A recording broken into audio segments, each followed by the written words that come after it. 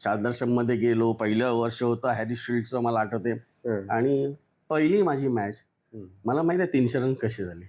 First match मध्ये पहिल्या match मध्ये 300 रन झाले.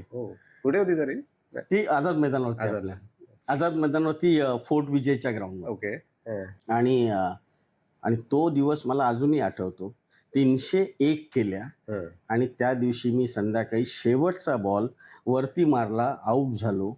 आत आल्यानंतर मला वाटलं सगळे टाळ्या वाजवत आहेत आणि सरांनी अशी थोबाडीत मारली आहे माझ्या. पण ती थोबाडीत मला असं वाटतं खूप काही शिकवून गेलं. म्हणजे त्यावेळेस स्वतःच्या विकेटची व्हॅल्यू कळली.